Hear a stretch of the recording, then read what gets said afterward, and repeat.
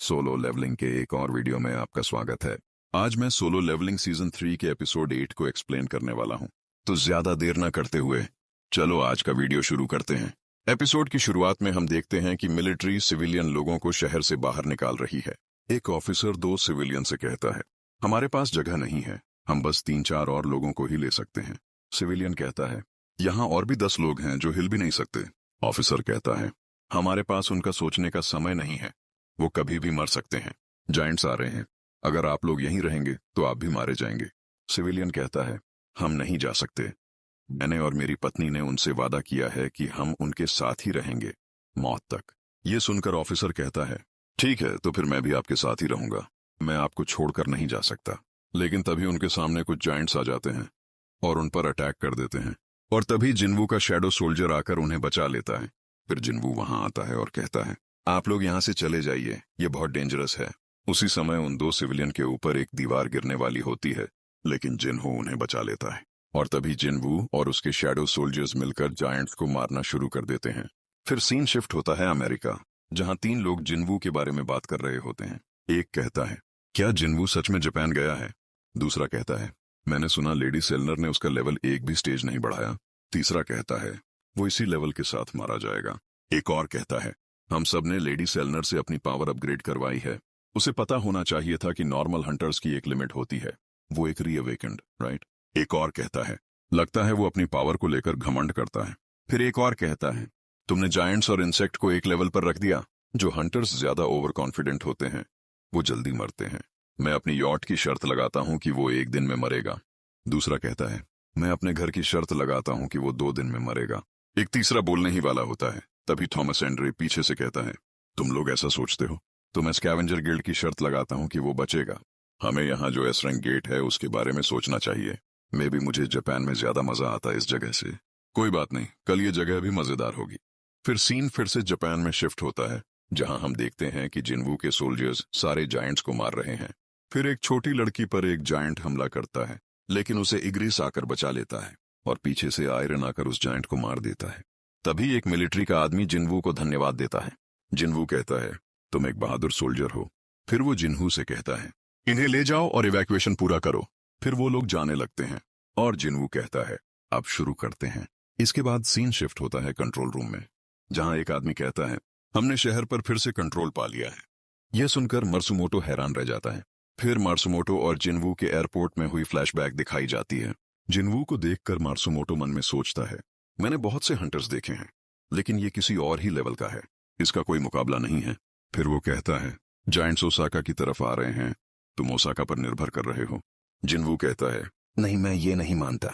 Matsumoto चौंक कर पूछता है, तो फिर तुम्हारा प्लान क्या है? फिर सीन फिर से जिन्वू की ओर शिफ्ट होता है, जहां वो मरे हुए जायंट्स को अराइज कर चुका है और उन्हें नाम देने लगता है। तभी बेरू आता है और कहता है, एक और एनिमी मारा गया। फिर दिखाया जाता है जिन्हू को जो सोने जा रहा है। जिन्वू उसे कहता है, तुम सो जाओ, मैं अभी आता हूं। जिन्हू कहता है, ओके। हमें बताया जाता है कि शैडो सोल्जर्स ने पूरे जापान में हंटर्स की मदद से जायंट्स को हराने में मदद की। जायंट्स शैडो सोल्जर्स के सामने कुछ भी नहीं थे, उनकी हीलिंग पावर के कारण। मैं समस्या ये थी कि और भी कई डंजन्स खुल गए हैं, जिसके कारण शहर में फंसे लोगों को सुरक्षित जगह पर इकट्ठा किया जा रहा है, और डंजन ब्रेक को 7 दिन हो चुके हैं। फिर हम देखते हैं कि जिन्वू और जिन्हू बात करते करते गेट के पास पहुंचते हैं। तभी वहां जापान का एक एजेंट आता है और कहता है, आप यहाँ? जिन्वू कहता है, हाँ, यहाँ और कोई हंटर नहीं है। एजेंट कहता है, हाँ, पूरे टोक्यो में मेरे अलावा कोई हंटर नहीं है। टोक्यो को बहुत नुकसान हुआ है और जायंट्स यहाँ से बाहर निकल चुके हैं। यहाँ कुल 16 रैंक हंटर हैं आपको मिलाकर, और यहाँ 31 जायंट्स थे, जिनमें से एक चाइना की ओर गया है। हमारे पास जापान को बचाने के लिए पर्याप्त हंटर्स नहीं है। आपकी वजह से कई जायंट्स मारे गए, बाकी से हंटर्स लड़ रहे हैं। जिन्वू कहता है, तो मतलब अब सिर्फ ये बाकी रह गया है। लगता है हम सब तैयार हैं, लेट्स गो। एजेंट कहता है, लेकिन बाकी हंटर्स तो अब तक हमारे साथ ज्वाइन नहीं हुए। जिन्वू कहता है, नहीं, वो पहले ही ज्वाइन हो चुके हैं। फिर हमें बाकी हंटर्स दिखाए जाते हैं और जिन्वू के शैडो सोल्जर्स भी वहां पहुंच चुके होते हैं। फिर वहां बेरू आता है। जिन्वू कहता है, तो फिर सब खत्म, गुड जॉब एवरीवन। और फिर जिन्हू से कहता है, एजेंट के साथ किसी सुरक्षित जगह चले जाओ। फिर जिन्हू और एजेंट्स वहां से चले जाते हैं और जिन्वू वहां बचे हुए जायंट्स को अराइज कर लेता है। फिर जिन्वू कहता है, मेरे सीनो, हमला के शैडो सोल्जर्स बड़े जायंट की तरफ अटैक करने जाते हैं, लेकिन वो जायंट शैडो सोल्जर्स पर हमला कर कई को मार देता है। फिर टस्क हमला करता है, लेकिन वो टस्क को भी हरा देता है। फिर शैडो एंट्स उस पर हमला करते हैं, लेकिन वो एंट्स को भी हरा देता है। ये देखकर बेरू हमला करने जाता है, लेकिन जिनवू बेरू को रोक देता है। और हम देखते हैं कि जिनवू, बेरू और इग्रिस सब कुछ देख रहे हैं। जिनवू मन में सोचता है, मैं पहले से ही इसका अंदाजा लगा चुका था। मेरे पास काफी माना है, मुझे इसकी वीकनेस ढूंढनी होगी। फिर जिनवू काइसल को समन करता है। जिनवू और इग्रिस काइसल पर सवार होकर जायंट की ओर बढ़ते हैं और बेरू उड़कर ऊपर जाता है। बेरू जायंट पर हमला करता है, फिर इग्रिस भी हमला करता है, लेकिन जायंट इग्रिस का अटैक डॉज कर देता है।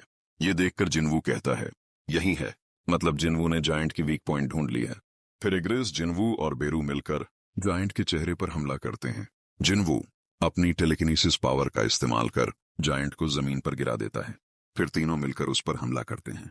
जिनवू उसे स्लैश करता है और एक आंख को नष्ट कर देता है। फिर बेरू भी उस आंख पर हमला करता है। फिर जिनवू जायंट के चेहरे पर बार बार स्लैश करता है और आखिर में उसे हरा देता है। और यहीं पर इस एपिसोड का अंत होता है। तो आज के लिए बस इतना ही। अगर आपको वीडियो अच्छा लगा हो तो वीडियो को लाइक और चैनल को सब्सक्राइब जरूर कर देना।